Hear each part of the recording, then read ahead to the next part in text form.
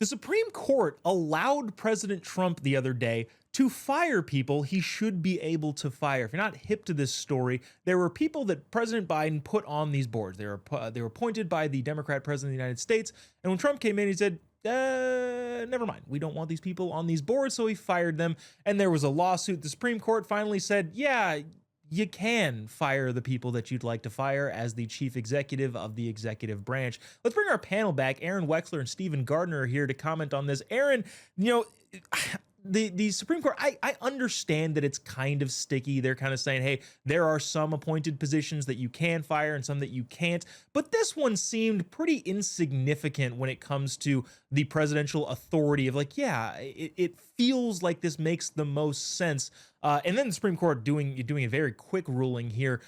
I don't know. Is this going to be the roadblock every time President Trump tries to do anything regarding firing people that he doesn't want working for the government? Yeah, I'm not sure exactly what this ruling means for us in terms of all these other decisions and actions that Trump is trying to take right now, because as we know, he's being blocked by courts, and not just the Supreme Court, by federal judges. We have this across the country right now trying to block all of these different orders. So I'm still pretty concerned about it. This one, it's a small victory. I think it's a step in the right direction. We are talking about the NLRB, the National Labor Relations Board. So I really would rather see it be the Fed, the chair of the Fed that he's able to fire. That to me is number one priority, but baby steps. We'll get there hopefully. Yeah, Stephen, this is the National Labor Relations Board that they were ordered to be, so Trump fires them. They were ordered by another court to be reinstated, and then SCOTUS said, we're going to halt the reinstatement. So it's just a back and forth and back and forth. I personally think this is part of the strategy, right? This is part of the lib strategy of just delay. He'll be out of here in a couple years, and we can continue doing on what we're doing. Is that what's happening with these activist judges?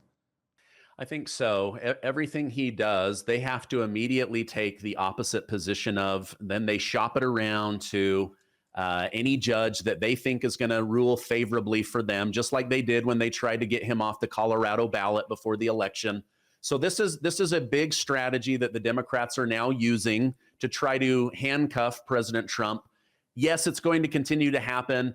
But as the CEO of the country, he was literally voted in to make changes. Like, nobody gets mad at Disney if they say, we're going to drop this movie and move this money over. Like, that's the entire point of what a CEO is supposed to do. But anything Trump does, whether it's good or bad, he could cure cancer, they'll go for cancer. He could fart, they'll try to tax it somehow. I mean, seriously, he could do anything he does, they're going to do just the opposite. Bill Gates would immediately, I'm donating $1 million to stop the farts of Donald Trump. It's too much methane. It's too much winning. It's too much killing the environment. This is climate change at its absolute worst. That's the kind of crap that we would be seeing in the New York Times. You know, I do feel like I got to push back on you a little bit when the CEO of Disney says, hey, we're not going to put as many black lesbians in the movies. The people revolt wholeheartedly. That's, that's a problem they have over there.